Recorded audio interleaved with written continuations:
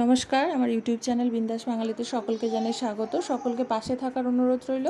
আর ভিডিওটা একটু যদি ভালো লেগে থাকে তাহলে একটা লাইক, শেয়ার, কমেন্ট করবেন। আজকের রেসিপি বিরিয়ানি, তো তার জন্য চালটা ভিজিয়ে রাখলাম। আর এদিকে হাঁড়ির মধ্যে জল দিয়ে অল্প একটু নুন, গোটা গরম মশলা, তেজপাতা দিয়ে ঢাকা দিয়ে দিলাম।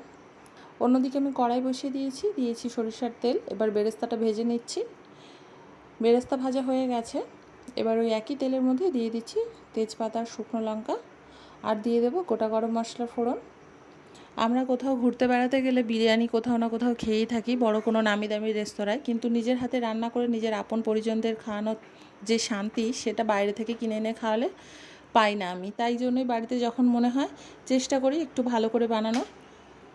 পেঁয়াজটার মধ্যে দিয়ে দিলাম নুন, যাতে পেঁয়াজটা তাড়াতাড়ি গলে যায়।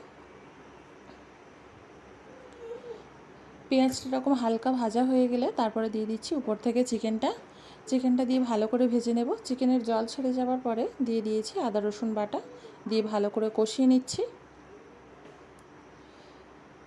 এবারে দিয়ে দিলাম হলুদ গুঁড়ো আর লঙ্কা গুঁড়ো, দিয়ে আবারও ভালো করে কষিয়ে নেব। মশলা থেকে তেল ছেড়ে গেলে তারপরে দিয়ে দেব টক দই। টক দইটা দিয়ে তাড়াতাড়ি একটু নেড়ে দিতে হবে, না হলে দইটা ফেটে যেতে পারে। মশলা থেকে তেল ছাড়া শুরু করে দিয়েছে আবারও। যেহেতু আজকে আমি কালবাট মুরগি নিয়েছি, সেহেতু এক্ষুনি দমে বসাতে পারবো না। তার জন্য আগে থেকে আমি একটু কুকারে দিয়ে 3টে সিটি দিয়ে নেব। তো এখানে দিয়ে দিচ্ছি কুকারের মধ্যে। আর কড়াইয়ের মধ্যে জল দিয়ে একটু অল্প করে গরম করে জলটাও দিয়ে দিয়েছিলাম। 3টে সিটি দেওয়ার পরে এখানে নামিয়ে রেখেছি। আজকে আমি একটু মাংসের ঝোলটার পরিমাণটা একটু বেশি রেখেছি, কারণ কালবাট মুরগি যেহেতু সিদ্ধ হবে, তো তাই জন্য আমি ঝোলটার পরিমাণ বেশি রেখেছি। এবার উপর থেকে দিয়ে দিলাম সিদ্ধ করে রাখা আলুটা। আমি আলুটা ভেজে দিই না, আলুটা কুকারের মধ্যে দিয়ে 2টো সিটি দিয়ে নিয়েছিলাম অল্প একটু নুন দিয়ে। আর আমি ফুড কালার যেহেতু ইউজ করি না, তাই আমি দিইনি, কেউ চাইলে দিতে পারো। এবার ভাতটা দিয়ে দিচ্ছি, একটা লেয়ার দেওয়া হয়ে গেছে। এবারে দিয়ে দেব বেরেস্তাটা, আর দেব দুধের মিশ্রণটার মধ্যে কি কি দিয়েছি সেটা যদি কেউ জানতে চাও তাহলে কমেন্ট বক্সে লিখে জানিও আমাকে, আমি বলে দেব কি কি আছে এর মধ্যে।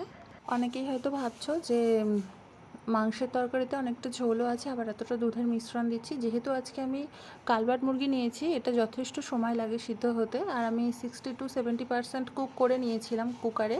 বাকিটা হাঁড়ির মধ্যে হবে দমেতে, 40 মিনিট সময় দেব দমেতে। তো তার জন্যই আমি একটুখানি জলটার পরিমাণ বেশি রেখেছি।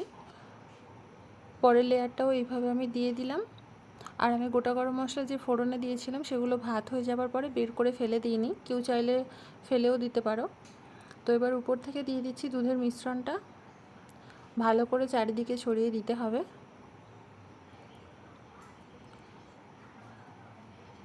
আর দিয়ে দেব ভেজে রাখা বেরেস্তাটা। এবারে দমেতে বসিয়ে দিচ্ছি। 40 মিনিট পরে নামিয়ে নিয়েছি। আজকের রেসিপি চিকেন বিরিয়ানি রেডি হয়ে গিয়েছে। কেমন লাগলো ভিডিওটা জানিও সবাই। আর দেখা হচ্ছে পরের ভিডিওতে অন্য কোনো রেসিপির সাথে।